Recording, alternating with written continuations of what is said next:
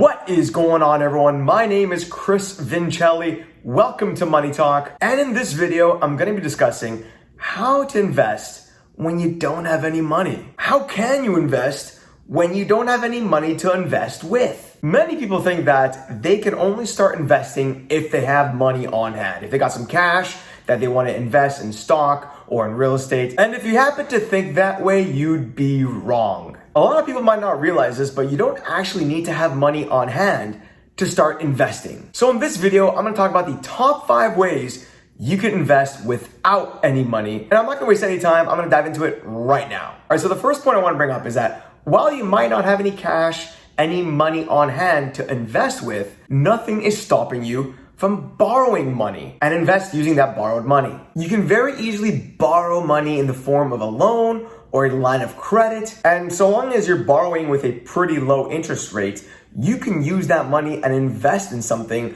particularly if you believe you're gonna get a good rate of return on that. So let's say you take out a $10,000 loan with a 4% interest rate and you wanna invest in something that you believe is gonna give you an 8% interest rate. Well, in that case, so long as you're assured that your investment will appreciate by 8%, that might actually be a smart financial decision to make. Keep in mind that investing is risky. So if you're gonna borrow money for the purpose of investing it, you gotta have a lot of confidence in whatever you're investing in. You gotta make sure that it's a sound investment. And that also means that whatever rate of return you're seeing on your investment, it needs to be higher than the interest rate you're paying on your loan or on your line of credit. Keep in mind that you're borrowing that money. That money is not yours and you're gonna have to pay it back. So if you invest in something and that investment goes south, well, you're still on the hook to pay off that loan or that line of credit. Like I said, it's not your money, you're borrowing it and you do need to pay it back. So make sure that if you do borrow for the purpose of investing, you actually go ahead and invest in a pretty sound, solid investment. Also keep in mind that you being approved for a loan or a line of credit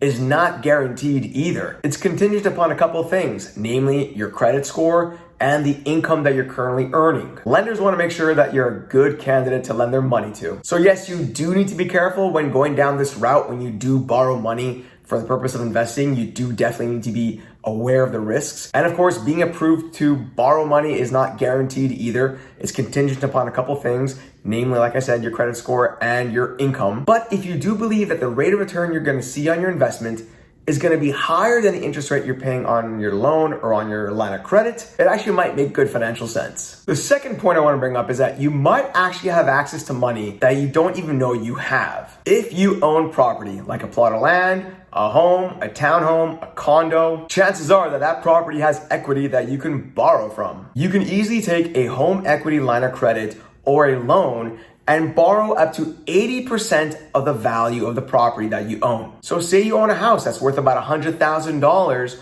Well, you can borrow 80% of the value of that house and use it for whatever you want to use that money for. Typically, people use that money to reinvest in the home that they own, maybe do some renovations, or also people use that money to pay off other debts. But you can use that money to go out and invest in something. So yes, while you might not have any money on hand, while you might not have any cash in your bank account, there is money in the value of the property that you own, and you can borrow up to 80% of it. And what's kind of nice about this form of borrowing is that it's secured by the value of the property. So again, be careful when you do invest your money. Make sure you have confidence in what you're investing in, and also make sure that the rate of return you see on your investment is higher than the interest you pay on your home equity line of credit or on your loan. But like I said, generally this form of borrowing is slightly safer, slightly less risky, simply because it is secured by real estate. It is secured by the value of the property. All right, I got a few more points I want to go over, but before I do so, I want to let you know that whether you've seen my content before or this is the first time viewing one of my videos,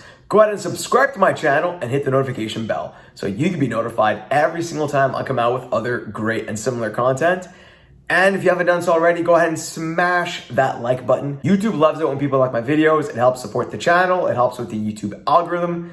So go ahead and smash that like button. And yes, I am on Instagram, so feel free to follow me there too. All right, so the third option you have if you want to start investing but you don't have any money is to borrow from hard money lenders. Hard money lenders are essentially investors who want to lend their money to fund whatever project or endeavor you want to undertake. So they can be a pretty good source to go to if you do want to borrow money. So let's say if you want to borrow money to purchase a property, but traditional banks and lending institutions don't want to lend that money to you, then hard money lenders might be a great option. They are not beholden to the rules, regulations, and guidelines of traditional banks and lending institutions. So they might be pretty willing to invest and fund whatever project, whatever endeavor, or whatever investment you want to make. And in a lot of cases, there's no money down required. Keep in mind, however, that by going down the hard money lending route, you might see a higher interest rate on whatever funds you borrow. And at the same time, the hard money lenders might want to be in on the deal. They might want to reap some of the benefits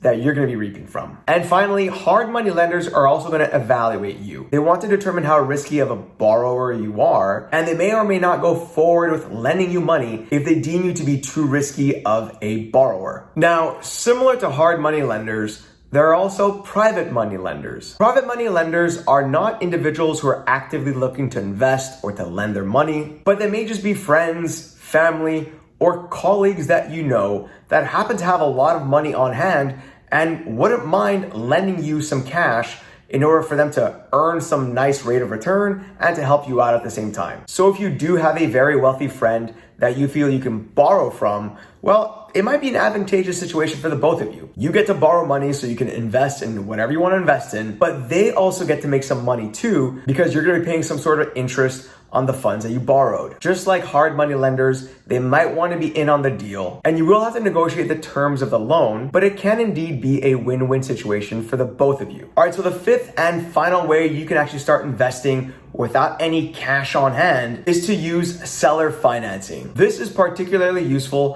when trying to buy and invest in real estate. The seller of the property that you're trying to buy may actually be willing to act as the lender so that you may acquire the property using a loan that you constructed with the seller. The seller is happy because they're able to sell off their property plus receive interest payments from you. And you're happy too because you're able to acquire a property with no money down. And you didn't have to go through banks, lending institutions, or hard money lenders to get a loan. You were able to construct that loan with the seller. Like I said, this is a pretty popular option for those looking to acquire real estate. And it just goes to show that you don't really need your own money to invest in big things. But what do you think, and what has your experience been? Do you have any money on hand? And has this video showed you, I don't really need your own money to invest in things? Or have you already utilized one of these methods I've listed in this video? What has your experience been? Was it fruitful for you? Let me know in the comment section below. I'd love to hear your thoughts. And by the way, like I mentioned earlier, whether you've seen my content before or if this is the first time viewing one of my videos, go ahead and subscribe to my channel and hit the notification bell so you can be notified every single time I come out with other great and similar content. And if you haven't done so already, what are you waiting for? Go ahead and smash that like button. It really helps my channel when you do that. It helps with the YouTube algorithm. So go ahead and smash that like button. Oh, and yes, I am on Instagram, so feel free to follow me there too. Thanks. Talk soon.